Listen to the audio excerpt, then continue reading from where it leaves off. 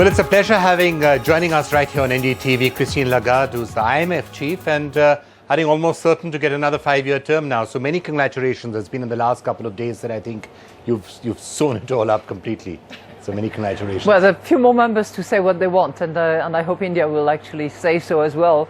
But I'm very honoured and very, very flattered by that support, and I hope to deserve the confidence that has been expressed.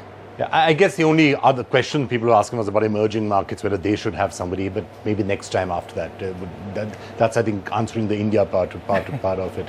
But man, so you're the chief of the IMF, and you're going to continue to be doing it for another 5 years. Is your job getting more and more difficult by the day, given what's happening with the global economy? Well, the global economy is an everyday challenge, and we've gone through a major financial crisis.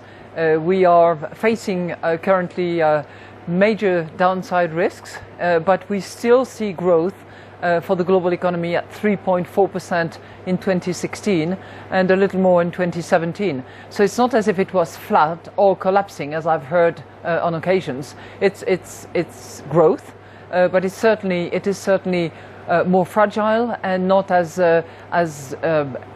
broad and even as we would like it. So let's just look at some of the biggest risks, and I want to know what's causing you the greatest amount of headaches. So is it China? Is it oil prices? Bit of both? Or something else completely? You know, it's what we call the trilogy of downside risks. It's China changing its growth model in a massive and challenging way, but we believe that China has the means to overcome those challenges if it clarifies its communication, if it applies the right policies. The second one is clearly the low commodity prices, including oil, but also steel, metals in general, food also, which is going to affect the emerging market economies and the low-income countries particularly. And the third one is the monetary policies, which are clearly asynchronous around the world, with the Fed rising and the other big ones sort of continuing to have accommodative monetary policies. So those are the three key risks that we see. Yeah, so the Fed hiked interest rates, and some people are wondering whether you're going to see a reversal really fast, given everything else that's happened since then. We certainly don't hope so. It has been the case in the past that when there was a rise, there was very shortly after that a reduction. We hope it is not the case, and we hope that the US economy is going to continue to fare well, and that inflation hopefully will pick up a little bit. So we'll see.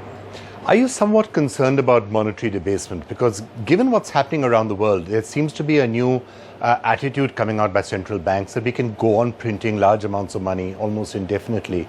And this really has worked in the past in all of human history, so I'm a bit concerned about it. Correct.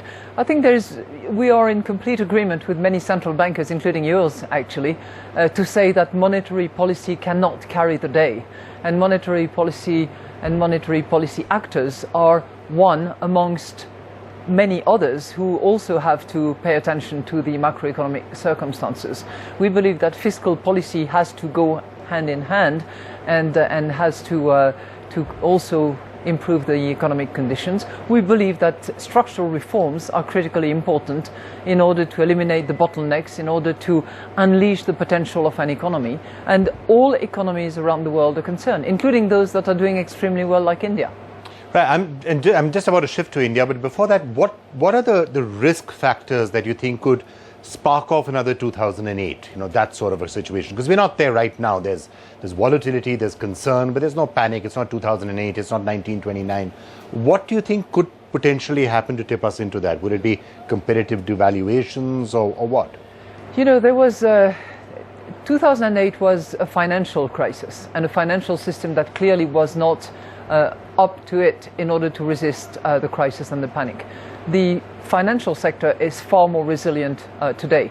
The capital ratio adequacy, the liquidity ratios, the leverage ratios, the strength of the financial institutions around the world is a lot stronger.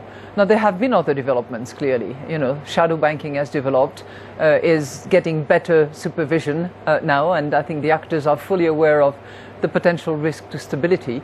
But it's, generally the risks come where you don't expect it to come. So we all need to be very... The debt overhang, could that be a major risk? Could that be a possible... that some people call it a bubble? Corporate debt in particular is something that all policymakers have to pay attention to, have to be cautious about, particularly at a time when currencies are varying and where the dollar is appreciating. So it's one factor which needs to be paid attention to, and I'm not suggesting that it's going to precipitate the world into crisis. Right, let's turn to India now. And we're looking at the IMF's growth numbers, and India seems to be relatively shining, in fact more than relatively shining, becoming perhaps the fastest growing economy in the world. Is that a reasonable assumption that you would make India will be the fastest growing economy now? Major economy? Most likely. I think India is forecasted to grow at 7.5% in 2016 and pretty much the same in 2017. So that would put it in the fastest growing economies in the world. I'm sure you can find some small developing countries in maybe in Africa or in developing Asia which are growing in the same proportions, but as large an economy as India, certainly in the top position at the moment. And what is it that India needs to do to make sure it stays that way? And like, what would be the advice that you've been giving in discussions with Indian policymakers or seditions? You know, quite a few reforms are underway, and I would hope that the Parliament in particular would expedite some of those reforms. I think that the global sales tax has been flagged as one simplifying factor in order to encourage trade between the various regions of India. I think that would also be a good way to move forward.